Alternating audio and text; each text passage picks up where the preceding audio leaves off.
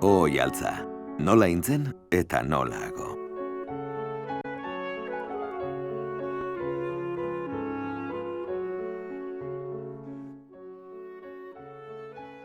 Geografikoki, altza 100 metro inguruko mendixka batean dago. Handik zerumuga ederrak ikus ditzakegu. Historikoki, altzari dagokion lurrak, gutxi gorabehera 14 kilometro terdi karratukoak dira. Donostia, Pasaia, Errenteria eta Astigarragako udalerrietaraino iritsiz. Zalantzarik gabe, altza historikoa gaurko altza administratiboa baino zabalagoa da. Izan ere gaurko altza, Herrera, Txingurri, Larratxo, Molinao eta Buenabistako aldeak, nazional batekin albokoa denak osatua da. Lurralde honetan, azken 100 urte hauetan zehar, ez da gertatu den aldaketa bakarra. Beste historiako kapitulu luzeak ere baditu. Behar bada, ezin konta ala diren gure komunitateak biziriko hainbat arrazoi. Batzuetan, Donostiaren zati izanez, beste batzuetan ordea, hiritik desanexionatua egonez. Halere, altzako lurraldeak data berrietan ere jasota utzi ditu hainbat aldaketa. Gaur egun altzak 21.500 biztanle ditu, eta gutxi gorabehera 150 Espainiar geografiako zenbait herritik etorritakoak dira. Egun altzak suerte guztietako zerbitzu eta komunikazioak ditu. Naiz eta hori horrela izan, ezin dugu ukatu, hirigintzako paisaian nahiko itxuragabea dela, Jaungoikoaren eskutik utzia balego bezala. Dena den, altzak, inguruko komunitateak ez bezala, aldaketa adierazgarriak jasan ditu. Kopuruan ez ezik, gizarte fisonomiaren sustraietan, bere paisaian, administrazioko moduetan, auzoko harremanetan, eta bere ekonomian ere bereizi ditzakegu aipatutako aldaketak. Hori delata, altzarako alde positiboak naiz alde negatiboak kontuan hartuko dira. Modu honetan kontatuko digute, 1940an hasi zeneko altzako historia zabalaren pasarte labur honetako protagonistek.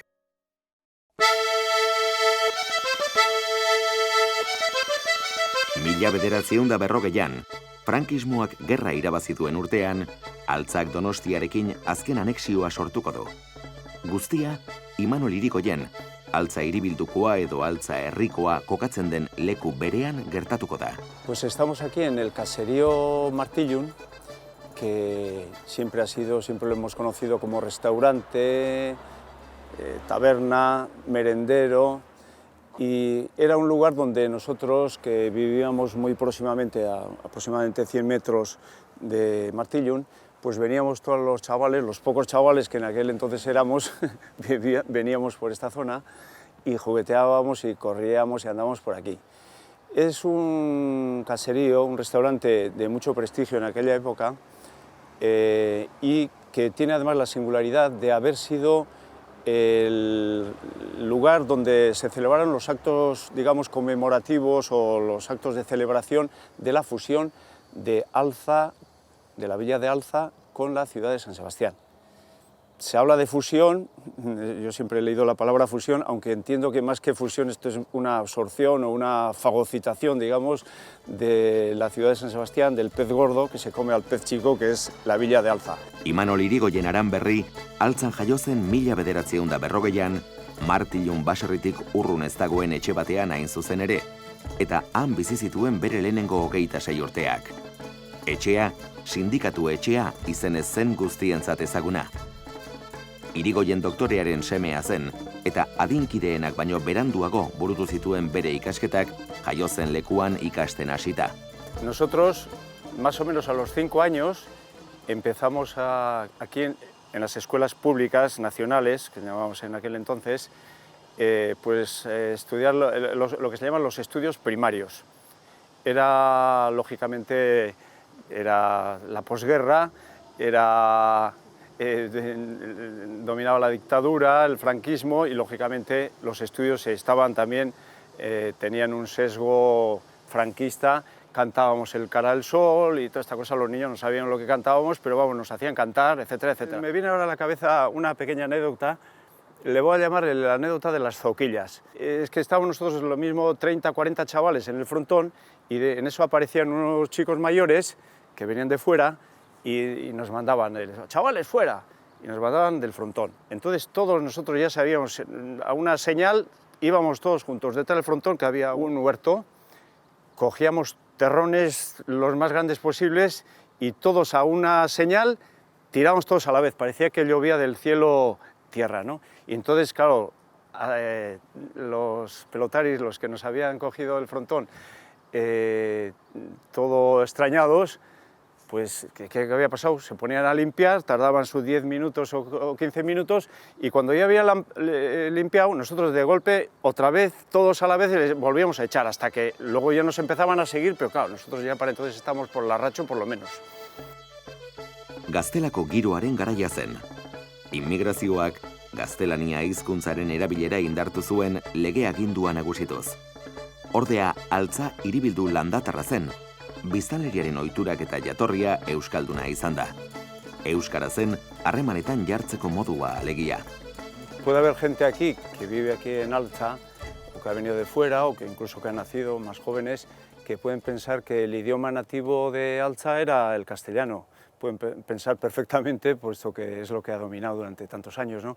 Sin embargo, nosotros ya de chavales hemos conocido un pueblo auténticamente y totalmente euskaldún, no solamente en los caseríos, hablabas de la parte rural, también aquí en el casco urbano, la gente, en la iglesia, en las tabernas, en los bares, la sociedad alchatarra era eminentemente y prácticamente absolutamente euskaldun.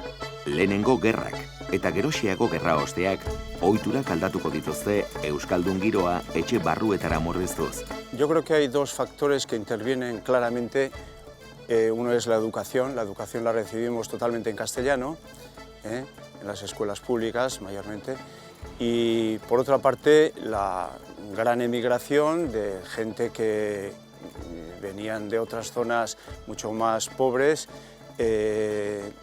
concretamente Altza, muchos emigrantes, y entonces lógicamente se da este factor del bilingüismo, en donde el idioma dominante es el castellano y el euskera es, digamos, el idioma pues, que poco a poco se va reduciendo y va a un reducto que son las familias, y es prácticamente un reducto, digamos, clandestino, casi clandestino, aunque en la calle también se habla, pero vamos, ya es minoría entre la gente propiamente de Altza, porque los demás lo desconocen, ¿no? Nekane Oyarzabal ez da hoietako persona bat. 1962an, 29 urte zituela ezagutu zuen garaiko Altza, eta horrela, zirrara handiz gogoratuko du. Nekane, Hernaniko Ereñozu auzotik etorriko zen, izen eder izeneko baserritik.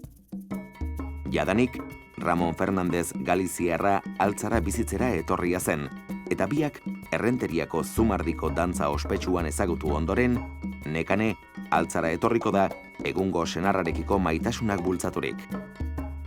Nekane Altzan ematen zen gizarte fenomenora berehala egingo zen. Galiziar batekin ezkonduta eta gainera pozaren pozez betiko lagunekin, Paka Extremadurakoarekin eta Ester Galiziarrarekin hitz egiten du gaur egon.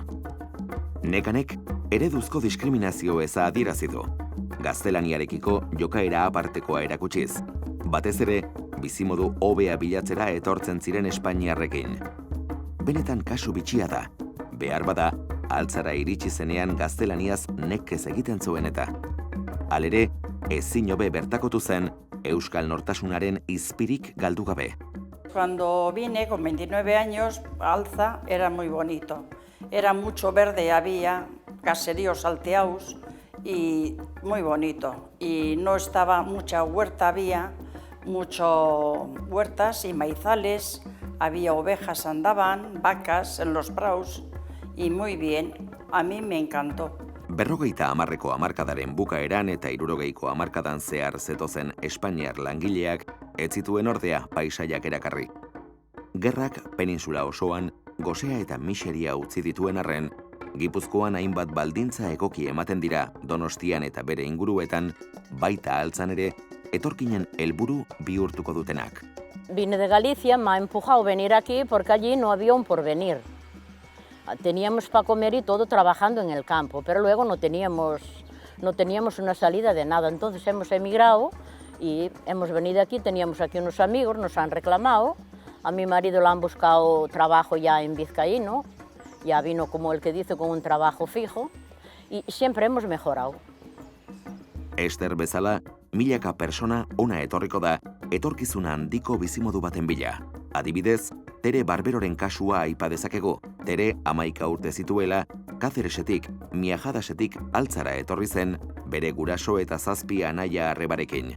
Zehazki, Santa Barbarako La Casa de los Corazones izeneko etxera etorri zen. Gaur egun Tere guzti zarro dago bere etxeaz, non Francisco Zintero senarrarekin bizi den, Miajadasekoa bera ere. Baina gauzak ez ziren horrelakoak etorri zenean.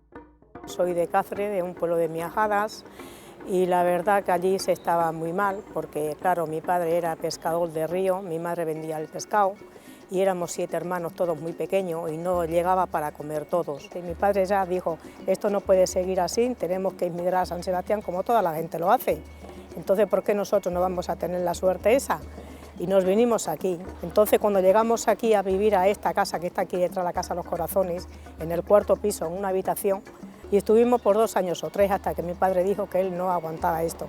Acostumbraba a vivir en su casita y hasta a expensas de venir de trabajar, meterse en la habitación sin nada de nada, pues que él no. Y entonces dice que se marchaba al pueblo, pero que nos íbamos todos.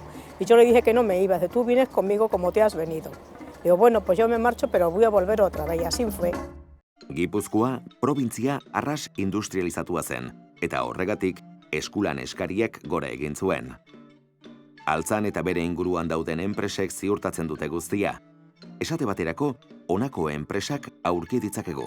Oxigraf, Zardoya, Otis, Comercial Ibérica de Pescados, Harinas Odriozola eta Berridi, Ramón Vizcaíno, Abesa, Victorio Luzuriaga, edo Urarte Gomistegi Industrialde auzoan dagoen Jose Antonio Lasa enpresa. Lantegietan eskulan beharra haziala, Donostiako burgesia berriaren etxeetan ere zerbitzari premia hazi egingo da. Cáceresko Zeklabinko Franziskak dioenez, horrelako egoera aproposa zen etorkinentzat. Gizonezkoek lantegietan edota eraikuntzan lan egiten zuten bitartean, emakumezkoak etxeko lanetan arituko ziren. Los hombres venían a la fábrica y las mujeres al servicio doméstico. A mí me mandaron una carta y he venido en tren de madera. Venimos aquí por limpias, porque guisábamos bien y porque éramos honradas. Por ejemplo, a mí me decía, mi amiga, de la señora, mi amiga me ha dicho que si sabe de una chica de su pueblo que sea buena. Pues sí. Cuando yo escribía a mis padres, entonces le decía, dile a fulana que se quiere venir, que tiene casa y eso, ya viene con todo pagado, viaje y todo pagado, y colocada. No tenía que entrar al servicio doméstico ni nada. Y así hemos venido, los del pueblo, unos por los otros. Egoera berriak urbanizazio handiagoak eskatzen ditu. Hori dela eta, Donostiak orain arte interesatu etzaizkion lursailak aintzakotzat hartuko ditu. Hau da, altzari begia botako dio. Gune hutsak ugari eskainiko ditu, eta altzan bizileku gunerako erabilera kontrakoa denez, alde batetik etxebizitza merkea onartuko da, eta bestetik etxebizitza babestua ere ongi hartuko da.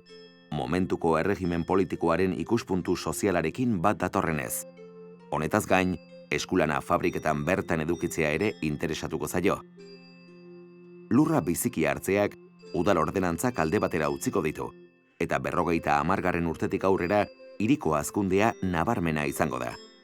Lehenengoa Santa Barbara izango zen, gero Roteta, eta gerosiago Arrizar, Los Boscos eta Arriberri eremuak sortuko ziren. Llegué a Alza en 1951, el Día de Reyes. Esto me parecía una selva, porque era como mi pueblo, parecido a mi pueblo, parecía una aldea. No había calles, ni había pistas, ni había farolas, todo un barrizal. Las mujeres tenían que envolverse plásticos en los pies para no mancharse los zapatos, para salir a la carretera general y poder luego continuar a sus sitios, a sus recados y eso, porque era de pena. Aquello parecía, no sé, un bosque. Aurrena korrala etxeak. Ondoren etxebizitza blokeak egingo zituzten, eta gero dorreak etorriko ziren. Larratxokoak eta Txirritako dorreak adibidez. Halaber, Vicente Galisteo, Malagakoa eta Rotetako Peña Serranitoko kidearen esanetan, Mantxurriano, hitz ezatsegin eta antzekoak agertu ziren. Yo vine de Málaga Allí en Málaga trabajaba de oficinista con un notario, escribiendo los poderes, los otorgamientos, las escrituras, y que al llegar aquí, pues aquello no tenía trabajo. Y entonces, pues ya, como era joven, pues íbamos todos los domingos a Igueldo, y yo ya vivía aquí. Y entonces en Igueldo, pues, sacaban las chicas a bailar, y va, eres manchurriano, contigo no bailo. Y muchas. Y luego ibas por la calle también, ibas al mercado La Brecha, por ejemplo, y ya están aquí los manchurrianos, algunas caseras, otras no, y te desprestigiaban, pero un montón de ellos. Urrun geratuko da lursailu hutseko altza, eta urrutiago altzako basarriak. Baina garaia edo jatorria gora bera, bada zerbait altzako biztanleria biltzen duena. Komunitate bat izatea alegia. Altzak identitate zehaztua edukiz, borrokan jarraitzen du bere nortasunari dagokion begirunea eman diezaioten, eta egun oraindik jasaten duen asmo handiko garapen hirigintzako programen objektua izan ez dadin. Que aquí dicen que van a hacer casas y no que no hagan casas porque hay bastantes casas en Alza, porque la poca zona que nos han dejado verde, que yo quisiera pues que no hagan más casas. Han hecho muchas y está muy ahogado y necesitamos campo para salir y para tomar el aire limpio. Egoerak beharturik, altzak bere historia berezia edukiz, Donostiako historia barruan funtzio garrantzitsu bat jokatu du, baina bere beharrak errespetatzeko unea delakoan gaude. A Alza le faltan varias cosas, y algunas muy importantes. Por ejemplo, el polideportivo, unas piscinas fuera, que no hay, dentro ya no coge la gente tampoco, que eso, ahí sí, además hay sitio para hacerlo. Al lado del polideportivo sí dijeron que iban a hacer unos aparcamientos subterráneos, se quedó en dicho, porque no están hechos, y ya hace muchos años que, por lo menos 8 años que dijeron que iban a hacerlos, pues no se han hecho, estamos esperando. Espero dugu, etorriko diren proiektu berriak, joandako hutsak ez betetzea, eta zergatik ez. Altzatar guztiak, bere etorkizuna, bere erara margotzea, eta Donostiarekiko nolako harremanak eduki nahi dituen erabakitzea. Altza, komunitate bizia da, zaintzeko leku bat. Ez lo egiteko tokiak biderkatzeko eremu bat.